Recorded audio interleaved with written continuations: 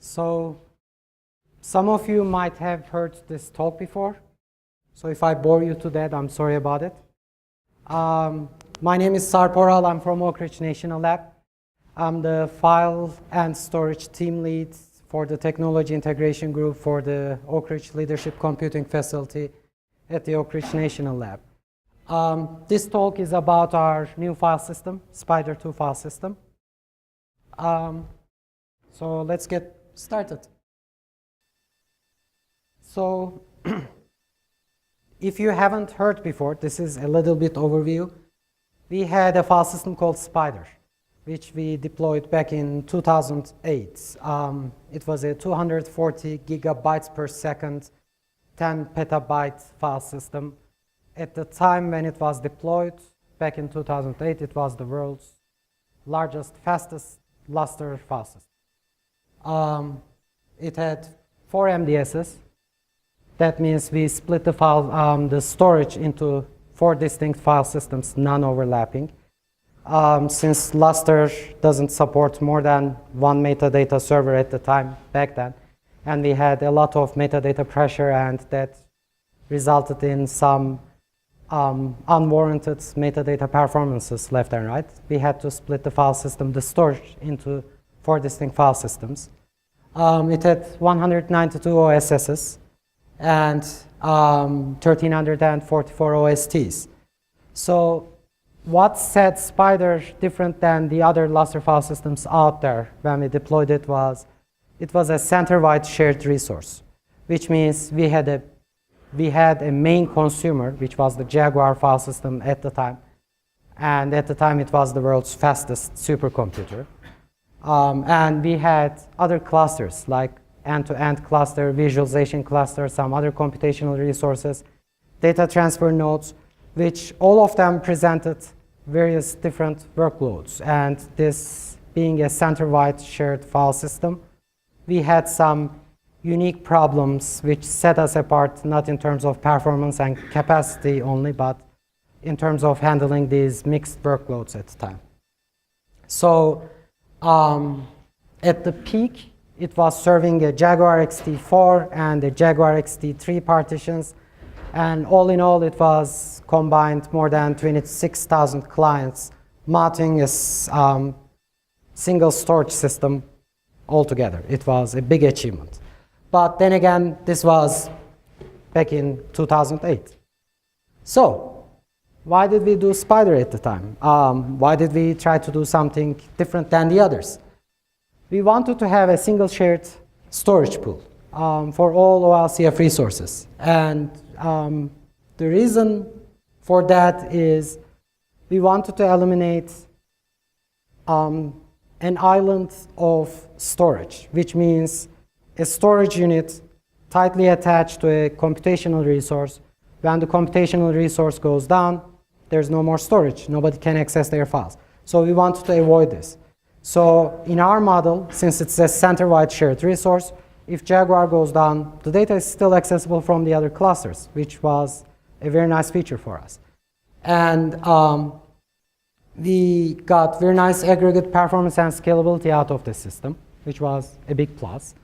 Got us brownie points, and which the model we initially thought allowed capability to grow in terms of capacity and performance into the future. So Spider met all of our requirements at the time. We were very proud, and we set them as design goals for the next generation Spider as well, since they were successful. So things have changed. Now we have a new big supercomputer, which is called Titan. And according to the news today, it's still the number 2 in the world. It was number 1 about a year ago. Then it's number 2 now. But nevertheless, we are very proud of it. It's the largest open science supercomputer in the US. And it has, the specs are there, but it has more than 18,000 nodes, about more than 250,000 of cores. The peak installed performance is 27 petaflops, and it has, the nice thing that interests us today is from Jaguar to Titan, it doubled in memory size. Jaguar had 300 terabytes of memory. Titan has 600 terabytes of scalar memory. And when you add the GPUs, which makes the Titan what it is, it comes up to 710 terabytes of total memory installed on the system. What does this translate?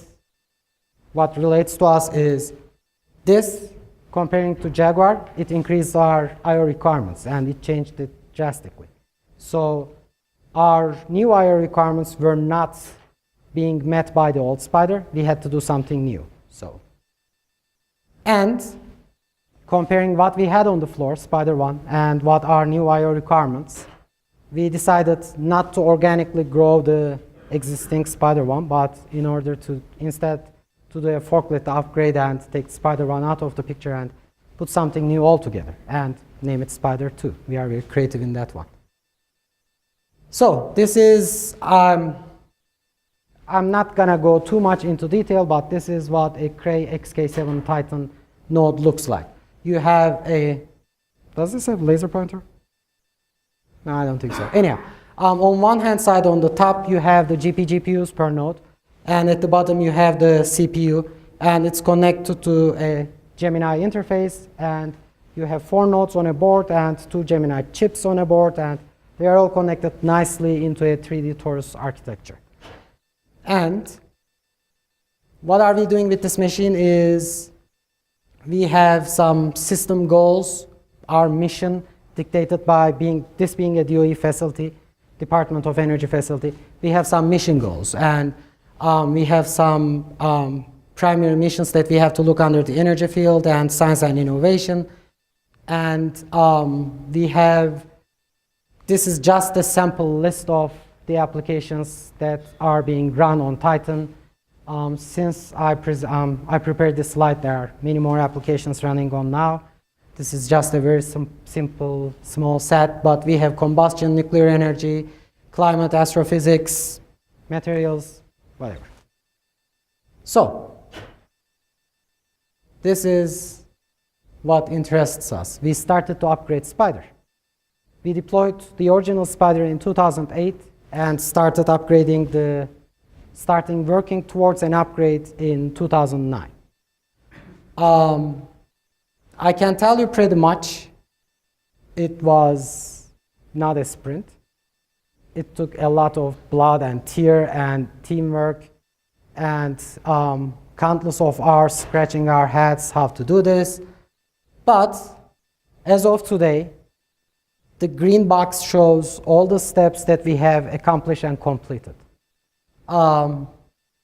It looks like a laundry list, but it's just one step after another, one step after another.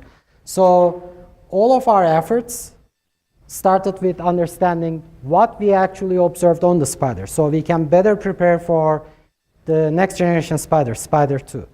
We decided to take a very close look at the I/O patterns we observe on Spider, understand them better, and design the Spider according to those understanding and requirements.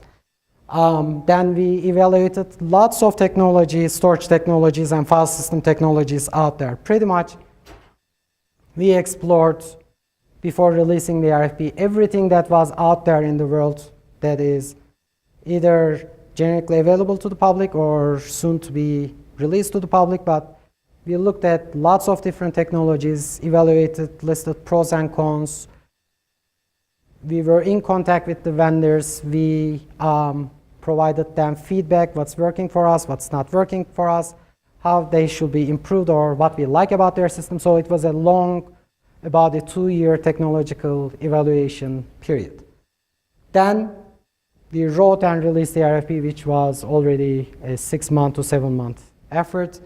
Then we evaluated the response, which was another time-consuming effort.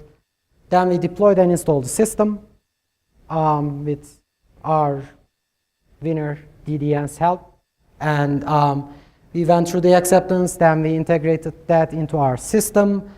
We commissioned it, and we have been running it in production for more than a month, but as of last week, we officially turned it into a production file system. Spider 2 is in production right now. So the only ongoing or pending effort we have is the performance tuning right now. We are getting a certain level of performance, but we are trying to push it a little bit higher towards our design goals. So that's the step we are in right now. So the rest of the talk, I'm going to take you, yeah, sure, go ahead.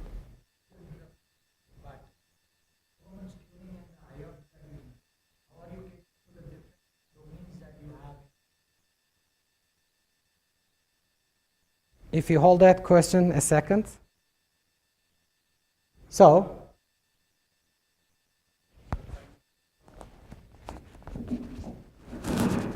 better?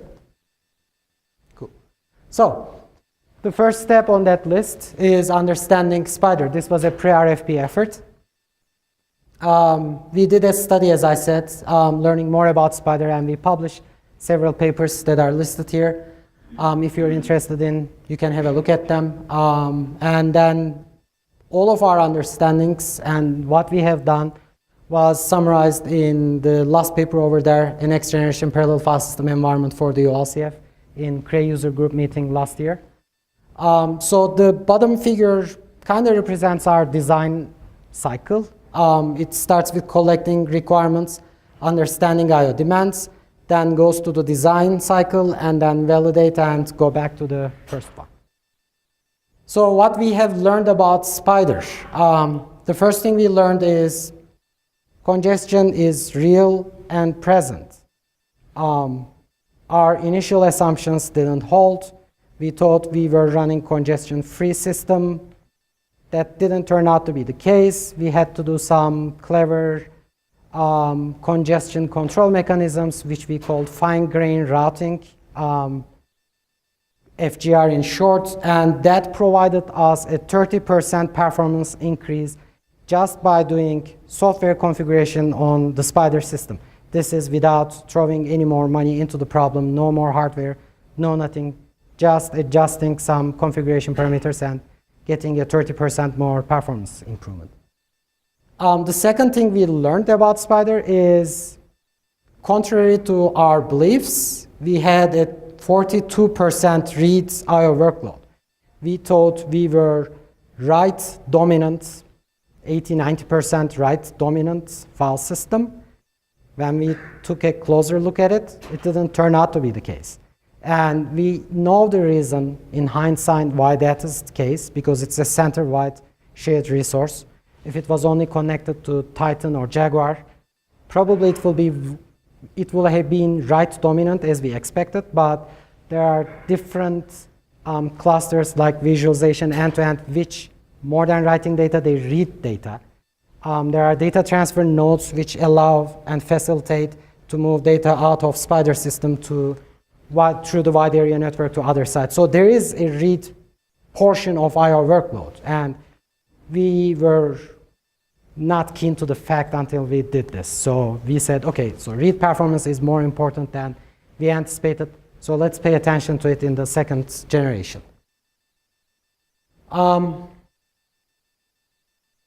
Jeff told me that he stole this slide, I guess, so you might have seen this one. But anyhow, what we have also observed is we had a substantial amount of small I/O requests. So Luster sent 1 megabyte RPCs, right?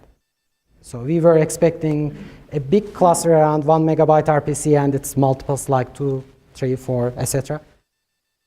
What we didn't thought that we will see is we had an abundance of small messages. The 16K spike over there less than. That is a huge cluster of small I/O requests in our file system. And this study was done by taking a block trace on the OSSs and taking the DDN stats and stitching those two together. So we have file system level data and block level data, and when we put them together, this is what we ended up with. So we said, okay, small message performance will be a key for us in the next generation Spider based on this result. So combining all of those, we developed a new benchmark suite. And we had two components, a block level component and a lustre level component. We said we want a lustre file system at the RFP. We didn't open door to anybody, any other file system. We knew what we wanted. The block level, we developed a new block level benchmark in-house called FairLeo, and it's based on libIO libraries, which we believe provides much better sequentiality than whatever it's out there. And it also has random workload, etc. you can generate.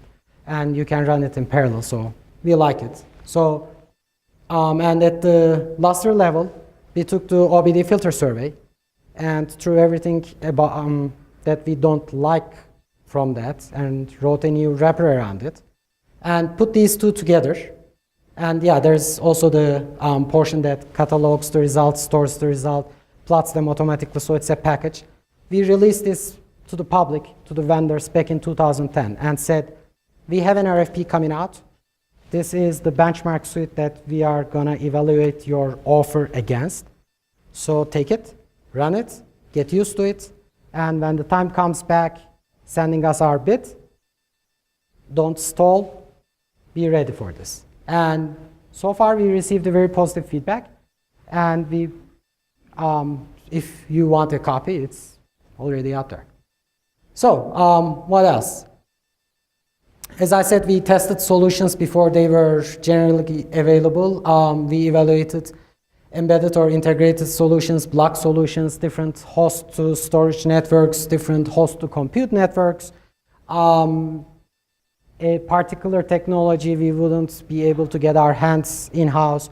We made a site visit to another DOE facility and evaluated at the site, gathered results. So at the end of our technology evaluation pre-RFP period, we had a large, vast quantity of data in hand, so we were better prepared to evaluate the vendor bids and have a litmus test whether they are telling us what we want to hear or whether they were telling us the actual fact. So we wrote and released the RFP. We encountered some setbacks. Thailand flooding put us back about a year. Finally, we released it towards the end of 2011. And we got the results by the end of 2011. We announced the winner the first quarter of 2013. And our requirements were, so we opened the door for two possible solutions. We said, we are fine with a block level solution. We are fine with a file system level solution. But if you are going to offer block level solution, our requirements were 1.2 terabytes per second block level performance, sequential for writes and reads. And if you are going to offer us a file system solution, we want an absolute minimum of 1 terabyte per second, nicely well-aligned writes and reads. So those were our top requirements. Depending on what technology the vendors offered us, they have to meet one or both of these criteria. And we said, we are going to hold you responsible for providing us a 240 gigabyte per second random level performance. This number is what's the peak number for Spider-1. And our experience tells us if you are comparing a sequential performance to a random performance, the difference is usually 1/5. Whatever you are getting a sequential performance, 1/5 should be the number that you should look for random. We were asking for a minimum of 18 petabytes of storage after RAID overhead. We were fine for SAS or InfiniBand FDR host to storage networking technologies. We want parity check on read. That's a big must for us. The data should be checked before it's read and returned to the host. If it's not correct, the RAID controller either should try to fix it, or if it cannot fix it, it will report back an error. Under no circumstances, it should be a silent error. And we wanted certain performance under rebuild criteria, etc. So what did we end up getting is 36 SFA 12K 40 couplets connected to InfiniBand FDR, 1060 trays per couplet. We got 562 terabyte nearline SAS per couplet. We ended up with 20,160 drives, and after some negotiation with our vendor DDN, the winner, we ended up with 40 petabytes of raw capacity, which you take the RAID overhead, it reduces back to 32 petabytes, and after file formatting, it becomes to 30-ish petabyte. So this is the scalable storage system, the main file system. We also asked for a test and development system, a single scalable unit in our terminology. It's the replica of one of those 36. The idea is we want to be able to test and verify and validate whatever we want to deploy on the file system before even ever touching the file system storage units. And we will do all this work on the TDS, test and development system, through the acceptance time and after the acceptance time. When the file system is in production, we don't want to touch it if it's absolutely not an SSD and do whatever we want to do on the TDS. So the facts is on the right-hand side, we have 32 petabyte capacity. After RAID, we are getting more than a terabyte per second performance at the block level. We have 288 Lustre OSSs, 8 OSSs per couplet, 4 MDSs organized in 2 file systems. We had nice experience with the DNE so far, but we are not putting all our eggs in the same basket. So we are going to make it 2 file systems still, but we are going to split each file system into over 2 MDSs, MDTs. It's configured in 4 rows. We have 2 108-port FDR switches and those core switches. And we have 36-port FDR IB switches. These 36 leaf switches is providing the connectivity from the storage system directly to the Titan, and everything else in the center is connecting through the core switches to the leaf switches.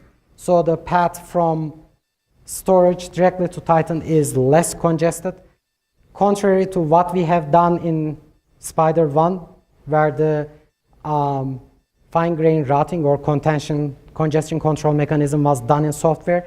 This time around, we did it in hardware, in network, so it's set from the very beginning, which we hope to achieve better results and better maintenance throughout the time. And we have 440 Lustre Titan LNet routers, 432 of them being the LNet file IO routers, and 8 of them being the LNet MDS routers. This is how they are all connected. I'm not going to go into the details. If you have any questions, you can ask.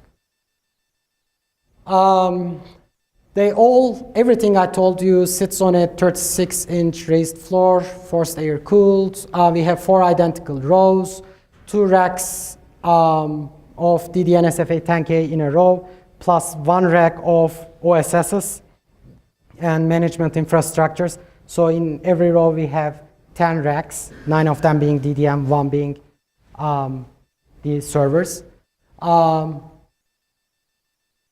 Total space required is 672 square feet. This is less than what Spider 1 took on our floor. It's, if I'm not mistaken, don't hold me accountable for this one, but it's a 20% reduction if I remember my numbers correct. So we are getting 4 times the capacity, 4 times the performance in less floor space and less power actually. All in all, when we measure it under different IO workload scenarios, a fully loaded DDN SFA 12K 40 rack took 9 kilowatts. So we said, okay, let's make it 10 and build a system around that. So it comes out 360. We add the servers, and we are somewhere 400 kilowatts all in all. Previous Spider was running slightly over half a megawatt. So this is less power. And I'm sure you are not interested in how it's connected to the electrical feeds. We are running Lustre 2.4. We are not planning at this time to make a jump to Lustre 2.5. Although HSM is the buzzword, and we love HSM, we don't want to deploy it at this time. Our motto is the users should inflict some amount of pain when they are archiving their data from scratch to archival file system. And if you ask this around the DOE labs, they will probably agree so. We don't like to give them a very easy method of transportation from scratch to archival where they can push everything to the archival file system, where we already see an exponential growth in capacity in the archival system. We are trying to curb it a bit. And we have a 14-day purge policy on the scratch file system. If anything is older than 14 days and you haven't archived it already, sorry, your loss. It will go away. So trust me, these might seem like harsh, but thank you.